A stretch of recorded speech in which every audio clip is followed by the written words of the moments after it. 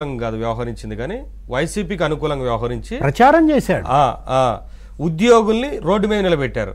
అతను వైఎస్ఆర్ కాంగ్రెస్ పార్టీకి ప్రచారం చేశాడు. జగన్మోహన్ రెడ్డి బెళ్ళేసుకు తిరిగాడు.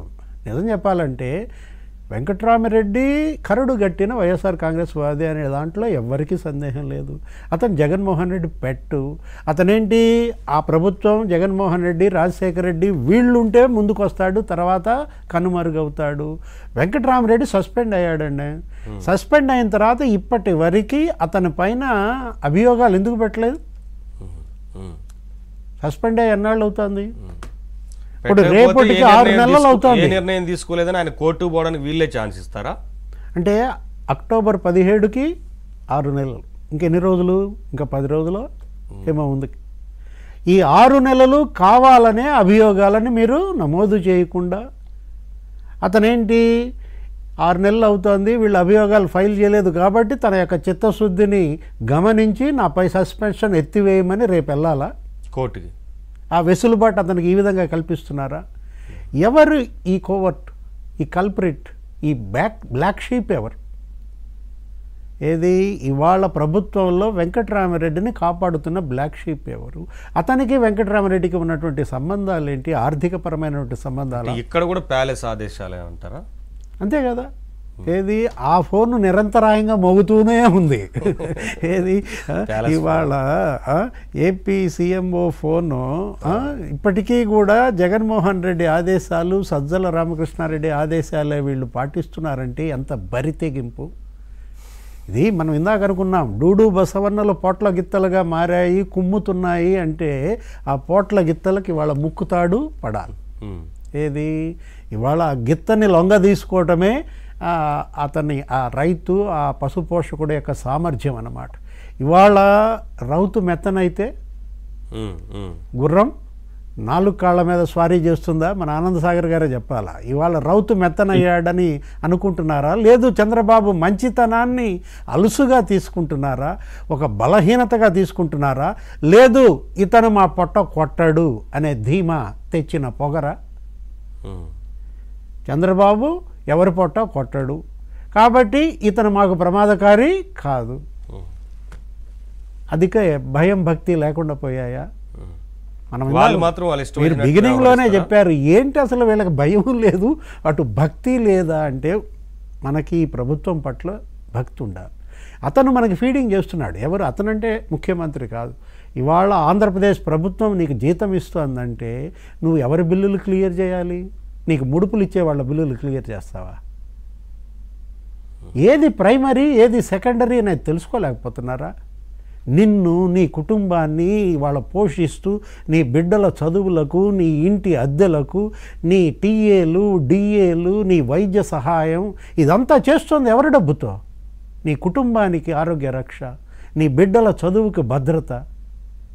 అది వదిలేసి గడ్డిక, ఈ గడ్డి తినటం, ఆ తిన్న గడ్డికి న్యాయం చేయడం. ఎన్నాళ్ళు ఈ గడ్డి తినే న్యాయం చేస్తున్నారా?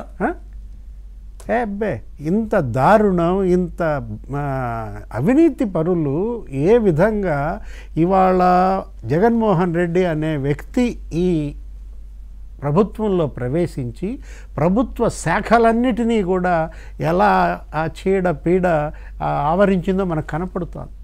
వేరు పురుగు చేరి వృక్షంబు చెరిచేశాడు. ఇది ఇవాళ ఈ వృక్షం మొత్తాన్ని కూడా ఆ వేరు పురుగు చెరిచేసిన పరిస్థితుల్లో మరి ఈ మహావృక్షం తట్టుకోగలదా? ఏంటి దీనికి పెస్టిసైడ్ ఏంటి? ఈ తెగులు మరి అడ్డుకట్ట వేసి ఎందుకని దృష్టి పెట్టట్లేదా? అది వాళ్ళ వెంకట్రామిరెడ్డి యొక్క తెలివిడితనం అనాలా, లేకపోతే వీళ్ళ దృష్టి పెట్టలేదా, లొంగుబాటు అనాలా? 10 రోజుల్లో ఇంకా ఏమి వీళ్ళు చూపించకపోతే మరి ఆయన కోర్టుకు వెళ్తే ఏముంది, చక్కగా శుద్ధపూసలాగా బయటకు వస్తారు, తప్పించుకోవచ్చు కదా. అంటే మరి ఏం చేస్తున్నట్టు చెబుతారు, మంచోడు, సౌమ్యుడు. జగన్మోహన్ రెడ్డి భాషలో వెంకట్రామిరెడ్డికి కూడా వాళ్ళు ఇచ్చే భుజకీర్తులు తగిలిస్తారు. ఇవాళ వెంకట్రామిరెడ్డి వాళ్ళ అసోసియేషన్ ఉంది, ఏది సెక్రటేరియట్ అప్సానో ఏదో అంటారు. ఆ అసోసియేషన్ వాళ్ళు భయపడుతున్నారు. ఏంటి, నీ వల్ల అసలు మా అసోసియేషనే మూసేసుకునే పరిస్థితి అంటూ ఆ సెక్రటరీ వాళ్ళంతా తిరగబడుతున్నారు. ఒరే నాయన నువ్వు పోరా బాబు, మా అసోసియేషన్ అన్న బతుకొద్ది, నీ కోసం ఈ ఉద్యోగుల యొక్క ప్రయోజనాలన్నీ ఎక్కడ గతంలో కూడా ఆయన స్వార్థం కోసమే కదా వాళ్ళందరిని రోడ్డు మీద నిలబెట్టారు.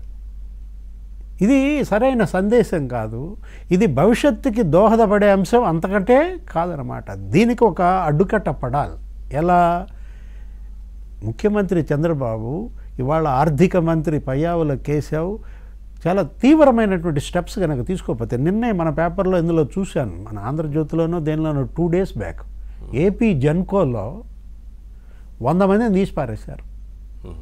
ఎన్టీపీఎస్ ఇబ్రహీంపట్నం మొన్న ఒక 30 మంది లేపేశారు, నిన్న ఒక 70 మందిని లేపేశారు. మొత్తం ఇంజనీర్ల దగ్గర నుంచి క్లర్క్ల దగ్గర నుంచి.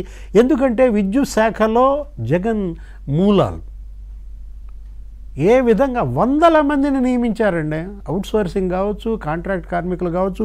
పెద్దిరెడ్డి రామచంద్రారెడ్డి చెప్పిన వాళ్ళందరినీ మైనింగ్లో పెట్టి పారేశారు, ఇటులో పెట్టేశారు, ఏపీ జెన్కోలో పెట్టేశారు. రికమెండేషన్ లెటర్ తీసుకొస్తే చాలన్నమాట. ఏ విధంగా ప్రజాధనం పప్పు బెల్లల్లాగా పంచేసుకు తిన్నారో మనం 5 ఏళ్లలో మనం చూసామన్నమాట. అంటే ఇప్పుడు ఇక్కడ ఈ ఇష్యూయే తీసుకుందాం, ఆర్థిక శాఖ ఇష్యూ. ఇవాళ బుడమేరు బీభత్సం ఏంటి, మొత్తం వెలగలేరు అది ఉంది కదా రెగ్యులేటర్, దానికి వీళ్ళు 50 కోట్లు అడిగితే ఇవ్వలేదట. అంటే అది ఫస్ట్ ప్రయారిటీ కదా, ఎందుకంటే ముంచేసింది. ఇవ్వమని చెప్పినా ఇవ్వలేదు, అధికారులు ఇవ్వలేదు అంటే ధిక్కరించడం అనేది ఈ దేనికి సంకేతం సార్? బరి తెగింపు.